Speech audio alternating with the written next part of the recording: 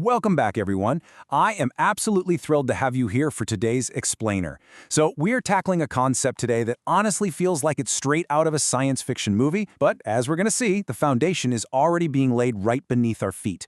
We're looking at the reputation economy and how we survive a post-scarcity world.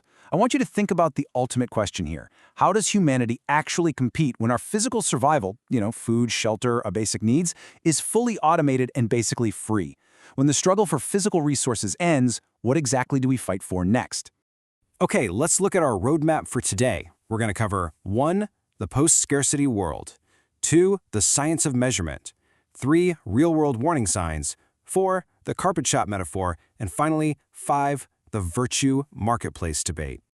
Let's start right in with Section 1, the post-scarcity world.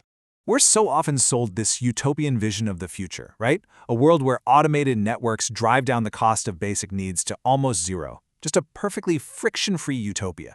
But here's the bait and switch. In this hyper-abundant landscape, human competition doesn't just vanish. We are hardwired to compete. Instead, that competition simply transitions away from material wealth, like who has the biggest house or the fastest car, and it shifts into a highly gamified reputation economy. A world where your virtue, your morality, and your social standing literally become the new currency. Moving on to Section 2, the science of measurement.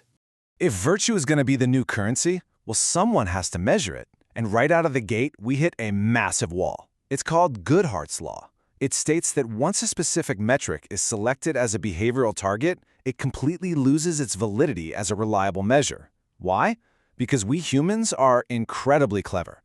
The very second you tell us a specific number equals goodness, we actively optimize for that metric, rather than the underlying virtue was actually meant to capture in the first place. Think about a system built simply to encourage neighborly help. The intent is super noble, but Goodhart's Law shows us the corrupted result. Genuine, from-the-heart action completely degrades into strategic compliance. People stop helping because it's the right thing to do, and they start helping only in ways that trigger the system to spit out points, kind of like a slot machine. And it actually gets psychologically trickier with something called moral licensing. This is the phenomenon where performing an acknowledged altruistic deed completely satisfies our internal ethical ledger. It is exactly like eating a salad for lunch, which subconsciously grants you the license to eat an entire chocolate cake for dinner. In this context, it gives us a free pass to perform subsequent selfish or counterproductive behaviors. So, say we build an app to celebrate good deeds. The crazy thing is, the very act of celebrating and formally acknowledging that deed can immediately trigger counterproductive behaviors. We check the "I was a good person today" box, and then we feel perfectly justified cutting someone off in traffic on the way home. Morality just becomes this transactional ledger. So the absolutely crucial point here is what academics call the dystopian trap. This is the systemic hazard where centralized platforms, dominant institutions, or algorithmic authorities dictate the precise parameters of what makes a good human being, and they enforce it entirely through tracking metrics. The original intent is to foster naturally developing moral character, letting people grow organically. But instead, the corrupted result is forced, restrictive behavioral control. If an algorithm decides that a good human only does X, Y, and Z, then any authentic, messy, beautiful human development outside those lines is just put in a cage or heavily penalized by elite system designers. The final piece of this scientific puzzle is the over-justification effect. This states that introducing explicit external rewards, like a social status marker, for a deeply meaningful task actually undermines your natural desire to do it. Simply put, just like paying someone a wage to do their favorite weekend hobby completely ruins the joy of the hobby, adding social status markers to altruism extinguishes our uncompensated natural desire to help others. We try so hard to reward pure virtue and heartfelt goodness, but the external metrics just crush the internal motivation. We end up turning organic goodness into just another cold transaction in the reputation economy. Which brings us to Section 3, Real-World Warning Signs. Because listen, this gamified dystopia, it isn't just a sci-fi novel. It is actively happening right now through localized tracking systems. Consider corporate ESG rating profiles that attempt to quantify environmental and social governance. Look at social media influence metrics tracking our social value. Or educational performance protocols, like Australia's standardized NAPLAN testing system. In every single one of those environments, we see the exact same outcome. There's a quote that perfectly summarizes this. The the metric routinely becomes the singular obsession. Optimizing the public score forces individuals, whether we're talking about CEOs, teenagers, or teachers, to totally abandon the authentic execution of knowledge or genuine care just to ensure the metric looks good on paper. Let's pivot to Section 4, the carpet shop metaphor. To really understand how people survive these high-pressure, metric-driven environments, I want you to imagine navigating a dense, aggressive marketplace, like a traditional carpet shop. A zero-cost actor in that space ignores the overt consumer choices presented to them.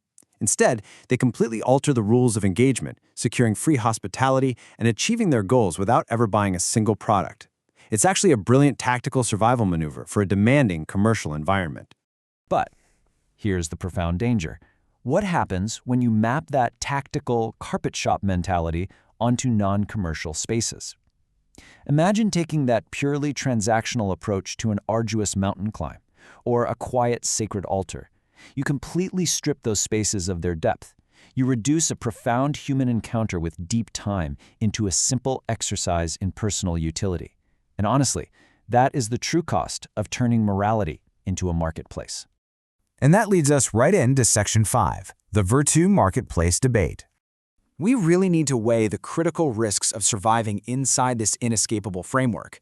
We have to be objective and ask ourselves, can true pro-social action survive here? If a person's community standing and literal survival are explicitly tethered to visible moral markers, does authentic altruism, that voluntary, uncompensated service, just completely vanish? On the flip side, if a public wellness initiative operates with zero commercial intent and isolates itself from these markets, does it just become totally invisible within a gamified economy? And then we face this absolutely crucial question.